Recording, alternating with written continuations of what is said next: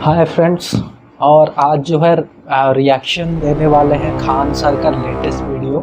और ये जो लेटेस्ट वीडियो है, China start bullet train and S-400 missile near border theatre commands of India अग्नि प्राइम मिसाइल। तो ये जो डिफेंस रिलेटेड अपडेट रहने वाला है। तो खान सर जैसे आप जानते हो कि वो बहुत इजी तरीके से जो चीज़ों को बताते हैं। तो चलते हैं, स्टार्ट करते हैं रिएक्शन वीडियो को। जय हिंद। चीन की मीडिया के एक रिपोर्टर ने चीन की आर्मी की पोल खोल दी कि वो पहाड़ों पे नहीं लड़ सकती, तो चीन ने उसका जेल कर दिया और इस दबाव को कम करने के लिए उसने बॉर्डर पर बुलेट ट्रेन्स वगैरह को पहुंचा दिया है और साथ ही वहां पे अपने S-400 मिसाइलों को एक्टिवेट कर दिया। इसका भारत पर क्या असर पड़ता है, इसको समझते। तो चाइना में अगर आप जानते हो तो वहाँ पे जो है प्रेस मीडिया उसको जो है फुल फ्रीडम नहीं है। वो वहाँ पे जो भी प्रेस चलता है या मीडिया चलता है, वह सोशल मीडिया वो खुद गवर्नमेंट का ही होता है, गवर्नमेंट के द्वारा ही चलाया जाता है वहाँ पे। तो आप खुल के बोल नहीं सकते गवर्नमेंट के अगेंस्ट में, जैसे यहाँ पे या दूसरे डेमोक्रेसी स्टेट जो कंट्रीज हैं वहाँ पे जैसे आप बोल सकते हैं। देखिए, चीन की मीडिया ने कहा है कि चीन की जो सेना है वो हाई एल्टीट्यूड पे नहीं लड़ सकती, जो तिब्बत का पठार वाला एरिया, और ये रियलिटी है क्योंकि चाइना ने अपनी सेना को हाई एल्टीट्यूड पर ट्रेनिंग देने के मतलब उस तरह से ट्रेनिंग ही नहीं दिया है। वहीं दूसरी ओर भारत जो है 1970 से बेहतरीन ढंग से अपनी सेना को माउंटेन के लिए रेडी कर रहा है। हमारे पास अलग से स्पेशलाइज माउंटेन रेजिमेंट है सब, और हम लोग हमेशा उसको, चाहे वो अब हमारी जलवायु भी उस तरह से उत्तराखंड या अरुणाचल प्रदेश नॉर्थ ईस्ट से जो सैनिक भर्ती होते हैं वो पहाड़ की लड़ाई में बहुत बेस्ट होते हैं। और पूरी दुनिया का जब सर्वे किया गया तो पूरी दुनिया, इस पृथ्वी पर सबसे बेहतरीन अगर पर्वतों पर लड़ने के लिए कोई सैनिक है सब, तो वो भारत की सेना वेल ट्रेंड है। अब इसमें चीन पूरी तरह बौखला गया और अपने जो था रिपोर्टर उसको क्या कर दिया, जेल कर दिया। अब रियलिटी है, चाइना की जो फौज है वो पहाड़ पर लड़ नहीं पाती है, अच्छे ढंग से नहीं टिक पाती। आपको पिछले साल याद होगा किस तरह से थुरा के गए थे सब वो सब यहाँ पे। तो हम लोगों को देखिए 1999 में करगिल की लड़ाई जीत, इंडिया के आर्मी वो जो है बहुत ही ज़्यादा ट्रेंड है वो सब वहाँ पे हाई एल्टीट्यूड में रहने के लिए बैठ गए लोग। उसकी सेना बर्फ में ससुरन को ठंडा मार देता है, बार बार उनको बेस पे वापस भेजना पड़ता है, उनके जगह दूसरे सिपाहियों को भेजना पड़ता है। और हम लोग 1984 में सियाचिन युद्ध जीत चुके थे। चाइना ससुरा उनसे कोई पहाड़ पे कहता है सर जाएंगे कैसे, यहाँ पर पहुंचते पहुंचते दिक्कत हो जाएगा, इस पे तो दिखाई नहीं देता है पहाड़ वगैरह पे। तो चाइना को इन पहाड़ों तक आने में दिक्कत होता है और भारत पहले ही भाग गया था क्योंकि भारत को पता था कि चीन से 1962 में धोखा खा लिए, अगली बार नहीं खाना है ये। तो हम लोगों ने पूरी तरह से, क्योंकि चीन की पूरी सीमा पहाड़ों पर है, तो हम लोगों ने पहाड़ पर स्पेशली हम लोग ने पारा ट्रूप्स को रेडी किया। इस पहाड़वे पे कूद जाता है, लो थोड़ा चढ़ल नहीं जा रहा है, अचानक उसी पे से कूद जाता है सब पहाड़ पर। तो इस हिसाब से हम लोग ने ट्रेन किया है। और जो मैदानी क्षेत्र है या फिर रेगिस्तान वाला क्षेत्र है, तो रेगिस्तान की लड़ाई को, लोंगे वाला की लड़ाई को पाकिस्तान कैसे भूल सकते हैं वहां पर। तो रेगिस्तान में भी पूरी तरह से ट्रेंड है। तो हमारे पास हर तरह की स्पेशलाइज रेजिमेंट बनी हुई है, चाहे वो Sikh regiment, grenadier, Rajputana, Kumaon, Garhwal, Mahar regiment, Naga regiment, एकदम खतरनाक। अब नागा रेजिमेंट जंगल के लिए, बिहार रेजिमेंट को मैदानी भाग बाढ़ वाले एरिया में दे दीजिए। बिहार में क्या होता है, छोटा बच्चा होता है ना जो वहाँ पे 4-5 साल का, वो पहले बाद में पैंट पहनना सीखता है, पहले वही सीख लेता है बाढ़ आएगा हमारे गाँव में तो बचना कैसे। हर साल बिहार में बाढ़ आता है। तो पानी वाले क्षेत्र में, इस सब एरिया में, तो हम लोगों ने जो रेजिमेंट बनाया ना, अलग अलग एरिया से उठाए फौजियों को, वो ऑटोमेटिक उनके पास नेचुरल वो एबिलिटी है कि वो उस माहौल में ढल सकते हैं। हम लोग के यहाँ का जो नागा रेजिमेंट है, गोरखा रेजिमेंट है, इस तो अपने चाकुए से मार देता है सब। और जो चाइना कहता है कि इन पहाड़ियों पे लड़ नहीं सकते क्योंकि लद्दाख ऊंचा है, वहां पे हवाई जहाज भी जाती है तो उसका पावर काम नहीं करता ऑक्सीजन की वजह से, हेलीकॉप्टर नहीं काम कर पाते हैं, आर्मी वहां पे नहीं डिप्लॉय हो पाती है। जिन पर्वतों की ऊंचाई पर चीन की सेना के दम फूलने लगते हैं ना, उसी ऊंचाई पर कुमायूं रेजिमेंट वालों को परवरिश करके बड़ा किया जाता है। उत्तराखंड वाले लोग जो होते हैं कुमायूं, गढ़वाल, ये वाले, यहाँ तो इतनी ऊंचाई पे ये लोग खेलने चल जाता है, उसका वहां सांस फूल रहा है। इंडिया के लिए एक बैड न्यूज ये है कि चाइना ने अपने जो इस साइड का वो मेन उसका हान चाइना से यहाँ तक उसने बेहतरीन ढंग से बुलेट ट्रेन को जोड़ दिया और आगे इसको प्लान है, इसको यहाँ तक ले जाएगा सिंजियान प्रांत तक, वहाँ पर तिब्बत की राजधानी लहासा के पास से। तो ये तो पूरा जोड़ दिया। जो बॉर्डर एरिया है, जो लद्दाख के साइड, नॉर्थ ईस्ट साइड है, वहाँ पे जो है लोकल एरिया से लेके उनको भर्ती किया गया है। किया जाता है आर्मी में। तो चाइना के पास पैसे हैं बेहतरीन ढंग से, ये भारत के लिए एक ड्रॉबैक है, लेकिन इससे भी ज़्यादा जरूरत उसे जोड़ने के लिए इसलिए पड़ा कि इस पहाड़ी क्षेत्र में उसकी सेना ज़्यादा दिन ड्यूटी नहीं कर पाती है। एक फौजी को महीने से 1.5 महीने में रखिएगा तो उसका हालत खराब हो जाता है, उसको हाइपोक्सिया होने लगता है, अजीब अजीब बीमारी होने लगती है, उसको वापस ले जाना पड़ता है। तो ये वापस आने ले जाने के लिए इसके लिए बुलेट ट्रेन जरूरी है, उसको जरूरत है। जैसे बुलेट ट्रेन के अंदर इस तरह से फैसिलिटी रखा गया, और हम लोग के फौजी जो होते हैं वो वेल ट्रेंड होते हैं, उनको 6 महीना सियाचिन पे छोड़ दीजिए तो उनको कोई दिक्कत नहीं है। अभी देखिए गलवान घाटी वगैरह में कोई दिक्कत नहीं आता है उन लोग को, तो हम लोग को बुलेट ट्रेन की उतनी जरूरत नहीं है, लेकिन हाँ कनेक्टिविटी ज़्यादा जरूरत होनी चाहिए। एटलीस्ट मालगाड़ियों को वहाँ जाना चाहिए कि ट्रांसपोर्टेशन जो लॉजिस्टिक है वो एट ए टाइम पहुँचाया जा सके। अब इन सबको बुलेट ट्रेन में लेके जाया जा रहा है, देखिए इस तरह से। क्या रो रहा है रे, चुप रे, क्या रो रहा है तुम? अच्छा अच्छा अच्छा, गलवान में ड्यूटी नहीं लगेगा। देखिए सब बेचारा रो रहा है, सब बुलेट ट्रेन के अंदर का सीन है, इन सबको लग रहा है गलवान घाटी में ले जाए। चुप, सोच रहा मक्खी घुस जाएगी, मुंह बंद कर। हालांकि भारत यहाँ पे बुलेट ट्रेन में बहुत धीमी काम कर रहा है। गुजरात से जो मुंबई तक, अहमदाबाद से मुंबई के बीच में जो बुलेट ट्रेन था, अब जो शिंजो आबे उस समय प्रधानमंत्री थे वहाँ पे जापान वगैरह के, तो 50 साल के लिए लोन लिया गया था। अभी उसको देखिए 6 साल हो गए हैं इस एग्रीमेंट को साइन हुए, अभी तक महाराष्ट्र से केवल 15% जमीन खरीदी जा चुकी है। हालांकि गुजरात में तो काम भी चालू हो गया, 80% जमीन का एक्वायर हो चुका है। हालांकि महाराष्ट्र में ये पॉलिटिकल उसमें फंस चुका है बुलेट ट्रेन को, हालांकि जल्दी से जल्द लाना चाहिए इस चीज को। चाइना लद्दाख वाले बॉर्डर में ना, ये गलवान वाले बॉर्डर में अपना S-400 मिसाइल को एक्टिवेट कर दिया है। तो इंडिया में जो प्रॉब्लम ये है, जो ब्यूरोक्रेसी की वजह से बहुत टाइम जो है बहुत सारे जो प्रोजेक्ट होते हैं इम्पोर्टेंट, वो जो है स्लो में चले जाते हैं, नहीं तो आधे अधूरे में लटक जाते हैं, रह जाते हैं। तो ये प्रॉब्लम होता है डेमोक्रेसी में, स्पेशली इंडिया जैसे देशों में, जहाँ पे कि जो है ब्यूरोक्रेसी जो है बहुत ज़्यादा जो है पेचीदा है यहाँ पे। क्या अब S-400 एक्टिवेट होने की वजह से हमारा राफेल हो गया, अपाचे हो गया, चीनू, ग्लोब मास्टर, ये विमानें उतनी फ्रीली मूव नहीं कर पाएंगे क्योंकि वो इसके रडार में आ जाते हैं सर। लेकिन एक चीज़ समझिए, चाइना के पास S-400 मिसाइल नहीं, उसके पास S-300 मिसाइल है, क्योंकि चाइना MTCR का सदस्य नहीं है। MTCR और MTCR का परमानेंट मेंबर हो गया है भारत, और MTCR के नियम के हिसाब से कोई नए मेंबर को आने के लिए पहले जो उपस्थित जितने मेंबर हैं उनमें सबका रेडी होना जरूरी है। तो भारत रेडी नहीं होता है, चाइना को इसमें आने नहीं देता है। और जो MTCR का सदस्य नहीं है वो कभी भी दूसरे देश से 300 किलोमीटर से ज्यादा मारक क्षमता की मिसाइलें खरीद नहीं सकता है। तो चाइना सदस्य नहीं है, तो जो उसको S-400, रूस ने S-400 का पैसा लिया है, थमा दिया S-300, कहा कि भैया तुम्हारा प्रॉब्लम है। और भारत को जो S-400 मिल रहा है, तो चूंकि भारत MTCR का सदस्य है, तो हमें जो एक्यूरेट रेंज उसकी 400 किलोमीटर मारक क्षमता की है, और ये दिसंबर के महीने तक में मिल जाएगा। अभी हाल ही में न्यूज आई थी कि अमेरिका ने अफ्रीका में एक युद्ध अभ्यास के दौरान S-400 मिसाइल को मतलब निष्क्रिय कर दिया। हालांकि एक सिमुलेटेड प्रोग्राम था, सॉफ्टवेयर पर इसको किया गया था। क्योंकि हम लोग भी लेमुआ कॉमकासा समझौता के तहत अमेरिका से जितने डाटा है उसे हम लोग ले सकते हैं, तो हम लोगों ने पूछा भैया कैसे किया है तुम लोग, तो ये जो थे सब, ये जो अमेरिका पहले से बहुत अपने आप को इनसिक्योर महसूस कर रहा था S-400 को लेकर, सोचता तो ओ माय गॉड अगर ये मार देगा, तो जैसे CBSE वाला सब घबराता है सब। तो S-400 जो है इंडिया के पास भी आने वाला है, ये हम रसिया से जो है ला रहे हैं, और चाइना के पास भी ऑलरेडी आ गया है S-400, उसने भी जितना जो है और उसे डिप्लॉय कर लिया है। जैसे यहाँ पे खान सर भी बता रहे हैं, तो वहाँ पे जो है डिप्लॉय हो गया, वहाँ पे उस तरफ जो LAC का उनका जो बॉर्डर है, तो ओ माय गॉड बोलता है, ओ माय गॉड, और हिंदी मीडियम वाला घबराएगा तो ये दादा रे माई रे माई आप कौन सी हो रही, तो अमेरिका वाला CBSE वाला है, ये सब दिमाग लगाया सब, और वो आइडिया इसने भारत को दे दिया। एक्चुअली इन्होंने लोग क्या किए थे, लोग बहुत सारे रॉकेट मार दिए थे, जिस वजह से S-400 का जो रडार था वो कंफ्यूज में आ गया था। अब इस रडार की क्षमता जो है वो फिक्स होती है किसी भी मिसाइल, जैसे आयरन डोम जो इजराइल का था, उसमें भी हमास एक साथ 150-200 रॉकेट मार देगा, तो 10-15 रॉकेट को वो काम नहीं कर पाता है, डिटेक्ट नहीं कर पाता है।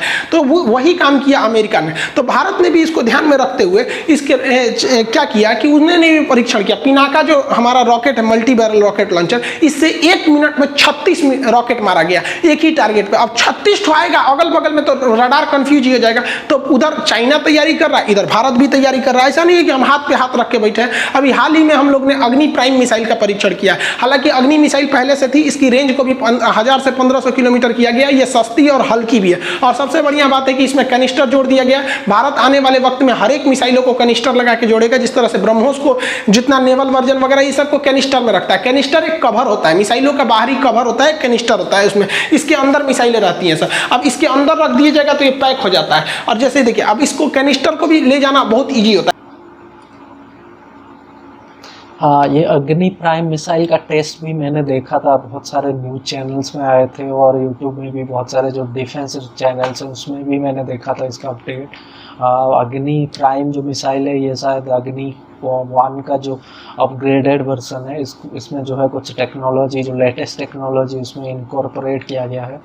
तो ये जो बहुत सारे नए टेक्नोलॉजी, क्योंकि अग्नि 1 जब आया था उस टाइम पे बहुत सारे टेक्नोलॉजी जो है इतना मैच्योर नहीं थे, एडवांस नहीं थे, तो अब जो है बहुत सारे एडवांस न्यू टेक्नोलॉजी आ गया है, उन सबको जो है इसमें ऐड किया गया है। जैसे 4-4 के कैनिस्टर में एक साथ इसको ट्रांसपोर्ट कर सकते हैं, इसमें जर्किंग नहीं होगा। सर्दी है, गर्मी है, बारिश है, मौसम है, टेम्परेचर है, ठंड क्या पड़ रहा है, आंधी धूल, कुछ भी इसमें कोई गड़बड़ी नहीं आएगी। ऐसे खुला रहेगा तो कोई भी दिक्कत आ सकती है। और अब्दुल कलाम जो मिसाइल मैन थे उन्होंने खुद कहा था कि बड़ी मिसाइलें शोपीस बन के रह जाती हैं, युद्ध में हमेशा छोटी मिसाइलें काम आती हैं। तो ये बैलिस्टिक मिसाइलें री एंट्री करती है। बैलिस्टिक मिसाइल और क्रूज मिसाइल में अंतर होता है, ये किसी अन्य वीडियो में हम समझा देंगे। तो ये बहुत जरूरत पड़ेगी, खास करके अरुणाचल प्रदेश के एरिया में। हम लोग का अगर चाइना से युद्ध भी होता है तो अग्नि 5 एक लास्ट ऑप्शन रहेगा, क्योंकि वो अगर अग्नि 5 का प्रयोग भारत कर दिया तो समझिए कि 3rd वर्ल्ड वॉर चालू हो जाएगा, क्योंकि छोटा मोटा नहीं रह जाएगा। तो छोटी लड़ाइयों में ब्रह्मोस और अग्नि 1 जैसी ही मिसाइलें काम आएंगी। तो अभी इसको क्या किया गया है, बहुत एडवांस वर्जन इसका ट्रायल किया गया है। और भारत ने चीन पर जो चीन उधर से अपना फौज बढ़ा रहा है, तो इसको देखते हुए वो भारत सरकार ने बॉर्डर पे चिनूक हेलीकॉप्टर को तैनात कर दिया। ये बहुत ही बेहतरीन डबल रोटर का ये लिफ्ट हेलीकॉप्टर है। इतना खतरनाक है ससुरा कि एक साथ 60-70 फौजियों को आराम से वेल इक्विप ले जाके ड्रॉप कर सकता है। कुछ ससुरा टांग लेता है, जीप टांग ले गए यहाँ पे, टैंक टांग लेता है यहाँ पर। देखिए ससुरा एगो हेलीकॉप्टर टांग लिया। कभी कभी क्या होता है कि दूर एरिया में है, लद्दाख वगैरह में हेलीकॉप्टर बिगड़ गया। अब ससुरा बिगड़ गया तो आएगा कैसे, इंजीनियर उतना दूर जाएगा कैसे, हर चीज़ तो इंजीनियर चल जाएगा। कोनो सुई लगाना है जाके हेलीकॉप्टर को कि डॉक्टर साहब चल दिए, चल लगाते रहेगा सुई। यहाँ पे आई सुई लगाने से नहीं ना ठीक हो जाएगा, लेके आना पड़ेगा वर्कशॉप में। टांग लेता है ससुराई, ऐसे ही नहीं ससुरा हवाई जहाज टांग लेता है। देखिए जो लड़ाकू जहाज होते हैं सब ना, उनसे कोई लगाएगा रस्सी टांग लेगा। बहुत खतरनाक है चिनूक हेलीकॉप्टर। हालांकि अमेरिका में इसका नाम, अमेरिका ने इसे बनाया है, बोइंग कंपनी। अमेरिका में एक हवा भी चलती है चिनूक हवा, इसे आइस हीटर या हिम भक्षी कहते हैं। ये गर्म हवा होती है, बर्फ को पिघला देती है। ये हम मैप के क्लास और ज्योग्राफी दोनों में पढ़ाए थे। आप आंसर दीजिएगा कमेंट करके कि चिनूक हवा जो होती है वो किस घास के मैदान में चलती है। अब आप बताइए, इसको हम पढ़ा चुके हैं, कौन सी घास के मैदान में। देखिए एक और समस्या चाइना के पास क्या है, वो पहाड़ी एरिया। और पहाड़ी एरिया में आर्टिलरी जो होती है बहुत खतरनाक होती है। हम लोग जो 1999 में हारे तो नहीं, पूरी तरह से जीत ही गए थे, लेकिन क्षति बहुत हुई थी, क्योंकि पाकिस्तान जो थी वो उधर आर्मी जो पाकिस्तान की थी वो आतंकवादियों के आड़ में आर्टिलरी फायरिंग कर रही थी। और हम लोग की आर्टिलरी इतनी ऊपर तक पहुंच कैसे जाएगा, इस पर आदमी नहीं पहुंच, ससुरा इस पर रिक्शा नहीं चढ़ पाएगा। आप आर्टिलरी और टैंक चढ़ाइएगा, यहाँ पे साइकिल ना चढ़ पाएगा उस पर। तो इसके लिए बनाया गया स्पेशल M777 हैविटजर। ये ससुरा दिखने में बहुत छोटा है, कहीं सेट हो जाता है। देखिए हाइट साइज में तो ठीक ठाक है, कहीं सेट हो जाएगा। अब मारेगा बफोर्स से तगड़ा। सोचिए जिस कारगिल की लड़ाई में, जो कारगिल की लड़ाई जिताया था बफोर्स, वो पहाड़ पे नहीं चढ़ पाता, नीचे ही से माना इस ससुरा चढ़ जाता है और इसको खतरनाक बना देता है चिनूक। चिनूक ससुरा जन्मे करते ही टांग के लेके चल जाता है, अब कहीं पे भी उठा के लेके चल जाएगा। इसलिए ये दोनों का कॉम्बिनेशन बहुत खतरनाक है। जय और बीरू है सब ससुरा, कोई भी गब्बर आएगा नहीं छोड़ेंगे सब ये सब। और इसकी खासियत क्या है, ये बर्फ में भी उतर सकता है। अब आपको भी पता है कि जो हेलीकॉप्टर इतने हैवी चीजों को उठा सकता है उसका अपने आप में कितना लोड होगा, और बर्फ में उतारिएगा तो ससुरा खुदे धंस जाता था। तो इसको इंजीनियरों ने क्या किया ना, ये ऐसे उतरा, यहाँ पे चक्का के पास ना इसको चप्पल पहना दिया सर, हेलीकॉप्टर को ऐसे हवाई चप्पल पहना दिया सर। चप्पल का एरिया ज़्यादा हो जाता है। देखिए यहाँ पे देख रहे हैं, ये टैंक उठाया, इसके चक्का है दे, इसमें चप्पल पहना दिया। अब इसमें क्या होगा, एरिया बढ़ जाएगा, सरफेस एरिया, और सरफेस एरिया बढ़ जाएगा तो प्रेशर क्या हो जाता है, कम हो जाता है, बर्फ में नहीं धंसेगा यहाँ पर। अब इसे चप्पल नहीं, इसको टेक्निकल नाम में एयरफोर्स वाले कुछ कहते होंगे, हम लोग इसको चप्पलें बोल देते हैं। दूसरी ओर फ्रांस जो है वो लगातार जो रफाल है उसकी की पूरी खेप पहुंचा रहा है, और इसे अम्बाला एयरबेस पे रखा गया है, नॉर्दर्न एयर कमांड के लिए इसको दिया गया है। और वहाँ पर ये पूरी तरह से लद्दाख के एरिया में फुली इक्विप है, हर तरह से एयर टू एयर रिफिलिंग में भी, ताकि वहाँ पर चाइना को काउंटर किया जा सके। दूसरी ओर जो वहाँ पर जो झील है पेंगसो लेक, उसके अगल बगल में या पहाड़ी एरिया में चीनी छुपे रहते हैं, तो इस छुपने के लिए पोसाइडन P-8I विमान सबसे घातक हो जाता है। ये P-8I भारत के नौसेना के पास है, हालांकि इसे नौसेना से वहां पर भी ट्रांसफर किया गया है। और दूसरा चीन के बॉर्डर के एकदम सट के जहां पे गलवान घाटी है उसके पास दौलत बेग ओल्डी है। दौलत बेग ओल्डी पर अभी का सबसे खतरनाक जो ट्रांसपोर्ट जहाज है C-17 ग्लोब मास्टर, इसको लैंड करा दिया गया है। तो ना लॉजिस्टिक का प्रॉब्लम है, ना ही हमको सर्वेलांस का प्रॉब्लम है, ना ही अटैक का प्रॉब्लम है। और साथ ही अपाची हेलीकॉप्टर बम बरसाने के लिए तो पूरी दुनिया में फेमस है। ऐसा नहीं है कि चाइना के पास हथियार है, लेकिन वो हथियार काम करेगा नहीं करेगा किसी को नहीं पता, क्योंकि वो किसी युद्ध में भाग ही नहीं लिए हैं। चाइना 1962 के बाद कोई युद्ध नहीं लड़ा है, उसके पास अभी कोई, अब जैसे मान के चलिए लड़का भी एग्जाम में खूब पढ़ाई करता है, उसको लगता है कि ससुर हम टॉप पे कर जाएंगे, एग्जाम में ना पता चलता है कि टॉप कोई लोग फेल गई, कट ऑफ से नीचे नंबर है। वही चाइना का हाल है, युद्ध नहीं लड़ाया तो उसके हथियार काम आएंगे नहीं काम करेंगे युद्ध के माहौल में। क्या देखिए, जब हथियार को बनाया जाता है एक आइडियल कंडीशन में बनाया जाता है, आराम से इंजीनियर बनाते हैं सब अपनी फैक्ट्री वगैरह में, लेबोरेटरी में पहले परीक्षण वगैरह करके। युद्ध में माहौल पूरा अलग होता है। आपका जहाज ये पता चला धुआं में फंस गया, इंजन काम नहीं कर रहा, लद गिर गया यहाँ पे। तो ये जितने जहाज है ये पूरी तरह से अफगानिस्तान युद्ध, लीबिया युद्ध, सीरिया में पूरी तरह से आजमाए जा चुके हैं ये, इसलिए हमारे पास ये जो है ये पूरी तरह से खतरनाक है। दूसरा, हमारे जो थल सेना प्रमुख जो पहले थे बिपिन रावत सर, इन्हें CDS है, चीफ ऑफ डिफेंस स्टाफ, तीनों सेनाओं के ऊपर एक एडवाइजरी कमेटी बनाई गई जिसमें ये तीनों सेनाओं को कोऑर्डिनेट करते हैं। तो ये चाइना को काउंटर करने के लिए हमारे बिपिन रावत सर ने क्या कहा कि भैया यहाँ पहला थिएटर कमांड बना दिया जाएगा। तो हमने जो है ऑलरेडी जो बात किया गया है M777, चिनूक और अपाचे हेलीकॉप्टर, ये तीनों हमने ऑलरेडी USA से खरीद लिया है और ऑलरेडी हमारे पास है। और जो है ये तीनों जो है बहुत ही कैपेबल एयरक्राफ्ट्स हैं। इसके अलावा और भी बहुत कुछ हमने जो है USA से ख़रीदा है, जैसे P-8I पोसाइड।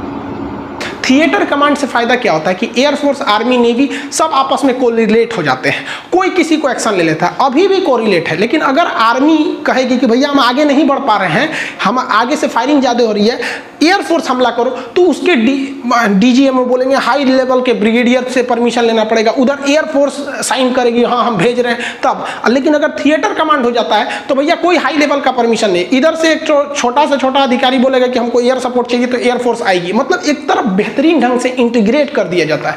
तो पहला थिएटर कमांड नॉर्थ एरिया में बनाया जाएगा। इस थिएटर कमांड के बनने से यहाँ पर एयरफोर्स भी पूरी तरह से, आर्मी एयरफोर्स कुछ पता ही नहीं चलेगा कौन किसका बेस है, वो यहाँ यूज करेगी वो यहाँ करेंगे, पूरी बेहतरीन ढंग से एयरफोर्स को भी यूटिलाइज किया जाएगा। और वहाँ पर सर्वेलांस के लिए भी पूरी तरह से हर जगह से हमें डाटा मिलेगा। अब चूंकि कॉमकोसा से कर लिए तो चाइना के, अमेरिका के पास जितना डाटा है वो भी हम लोग को मिल सकता है। तो वहाँ पर एयरफोर्स भी रहेगी, सर्वेलांस का भी काम अच्छे से हो जाएगा। साथ ही वहाँ पर सैटेलाइट कम्युनिकेशन, नेवी के जितने डाटा रहेंगे, हालांकि बड़े जहाज तो वहाँ जा नहीं सकते हैं, लेकिन नेवी के जो छोटे जहाज है, जो वहाँ पर जो झील है पेंगसो लेक वगैरह, वहाँ पर इजीली अटैक कर सकते हैं। साथ ही इससे ये फायदा होगा कि किसी भी खराब सिचुएशन के लिए, जिस तरह से पिछले साल जो CDS है उनका काम ही यही है कि जो एयरफोर्स, नेवी और जो आर्मी है उनके बीच में कोऑर्डिनेशन करना, क्योंकि कभी कभी ये हो जाता है कोऑर्डिनेशन नहीं हो पाता है क्योंकि अलग अलग रोल के लिए बनाया गया है। जून में हुआ था गलवान घाटी में, उस तरह से सिचुएशन में निपटने के लिए ये जो ससुर जी हैं, इन ससुर जी के लिए दामादों को तैयार रखा गया है, जिसमें मार्कोप्स हैं, इनके ऊपर बम बारूद कोई असर ही नहीं करता है, गैस छोड़ दीजिए, जहरीला कुछ नहीं होता है। NSG कमांडो है सब यहाँ पर, गरुड़ कमांडो है, ये जहाज से कहीं से भी। तो इन ससुर जी की इज्जत के लिए हमारे पास दामादों की कोई कमी नहीं है। आप बताइए तो आपको सबसे बेहतरीन दामाद इनका कौन सा लग रहा है इसमें से? हमारे हिसाब से तो सबसे अच्छा दामाद इनका यही रहेगा, जर्मन शेफर्ड, हमारी NSG कमांडो का। आपको कौन सा इनका दामाद अच्छा लगा वो बताइए। इस बैल को थोड़ा समझ में नहीं आता है यार, ये 1962 नहीं है, 2021 है बैल कहीं का, एकरा ना बुझा रहा है। यहाँ पर इसने क्या किया, बॉर्डर पे सबसे खतरनाक जहाज तैनात किया। इस चोट्टा क्या किया, अमेरिका का B-2 जहाज जो है ये स्टील्थ है, रडार में नहीं आता है और स्ट्रेटेजिक है, बहुत दूर तक जा सकता है, 7,000 किलोमीटर चल जाता है यहाँ पर। अब बॉम्बर है, हजारों टन बम लेके जाता, गिरा देता है, ससुरा बॉम्बार्डमेंट कर देता है यहाँ पर। इसी का कॉपी करके चाइना ने बना दिया H-20, और ये भी सुपर स्टील्थ बॉम्बर है ससुरा, बहुत भयानक बम गिराएगा और रडार में पकड़े में नहीं आएगा। चाइना, अब हमारी सेना का मनोबल गिर गया और इसने ससुरा वहाँ तैनात कर दिया, इसको परीक्षण भी किया, 1 हफ्ता तक नचाया और रडार में आइबे नहीं करेगा। हमारी सेना देख रही है रडार में नहीं आ रहा है यहाँ पर, ले ससुरा बहुत खुश हो रहा था। लेकिन भारतीय DRDO है, ये ससुरे इसको चैन से जीने नहीं देते, दुकुंची बना दिया DRDO। देख रहे हैं, ये लग रहा है कोनो घर का ढलैया होने वाला है, सेंटरिंग ठोकले से ना, ये सेंटरिंग नहीं ठोका है भैया, इसे कहते हैं OTH, over the horizon radar. ये कोनो जहाज को 5,000 किलोमीटर दूर से पकड़ लेता है। चाइना खुश हो रहा था, हमारा रडार में पकड़े नहीं आएगा। अरे बैल ससुरा, तोरा जहाज उड़ने से पहले कि मैं पकड़ में आ जाएगा, जैसे रनवे छोड़ेगा पकड़ा जाएगा 5000 किलोमीटर से। मतलब अगर रूस में जहाज उड़ रहा है ना, तो लद्दाख में पता चल जाएगा ये होराइजन रडार से कि सोच रहा रूस में जहाज उड़ रहा है। सोच रहा तो चाइना को कौन पूछता है। तो ये ओवर द होराइजन रडार कैसे काम करता है और स्टील्थ कैसे होते हैं, स्ट्रेटेजिक और टैक्टिकल बॉम्बर ये सब कैसे काम करते हैं, इसको हम नेक्स्ट वीडियो में अगर आप कहेंगे तो बना देंगे कि ये ओवर द होराइजन रडार, ये OTH रडार कैसे काम करता है। आपको लग रहा होगा कौन सोच रहा बिल्डिंग है इतना ऊंचा, बहुत ऊंचा होता है यहाँ पर, 5-5 हजार किलोमीटर दूर से ये चीज़ों को बता देता है। तो आई होप आप समझ गए होंगे कि चाइना उधर तैयारी कर रहा है, तो हम लोग भी अपने बॉर्डर पर चूड़ियाँ पहन के नहीं बैठे हैं। चाहे हमारी सेना हो, एयरफोर्स हो, नेवी हो या DRDO के वैज्ञानिक हो, सबको पता है कि भैया 2062 का जो 1962 में घटना हुई थी उसका हमको तो बदला लेना है। साथ ही साथ जो 50 साल हो रहा है इधर में, इस समय 60 साल का जो ब्याज जोड़ना है, तो इस ब्याज को भी पूरी तरह से जोड़ के हम लोग को लेना रहेगा। तो आई होप आप इसे समझे होंगे। नेक्स्ट क्लास में आपको OTH रडार के बारे में समझा देंगे। मिलेंगे नेक्स्ट क्लास में। जय हिंद। तो फ्रेंड्स, ये जो था खान सर का वीडियो, और ये जो था लेटेस्ट जो डिफेंस अपडेट था चाइना के ऊपर, और इसमें जो है बहुत कुछ चीज़ें जो है जानने को मिला हमें जो है। और जैसे कि यहाँ पे बताया कि चाइना जो है बुलेट ट्रेन वहाँ पे स्टार्ट कर लिया है बॉर्डर के पास में। तो ये हमारे लिए चिंता की बात तो है।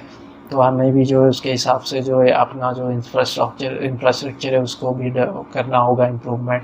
चाइना के पास एक बात हमें जो है याद रखना है, चाइना जो है हमारे कंपैरिजन में जो है ज़्यादा बड़ा जो है इकोनॉमिक पावर है। नंबर के मामले में चाइना थोड़ा हमसे आगे है, लेकिन टेक्नोलॉजी के मामले में या क्वालिटी के मामले में जो है इंडिया अभी भी आगे है चाइना से। तो हमें जो है उसके ऊपर काम करना है। तो देखते हैं क्या होता है। तो ये जो था खान सर का जो वीडियो का रिएक्शन, तो कैसा लगा फ्रेंड्स जो है कमेंट करके बताइए। और कौन सा रिएक्शन आप देखना चाहते हो मुझे जो कमेंट करके आप बता सकते हो। तो मिलते हैं अगले वीडियो में। Thank you.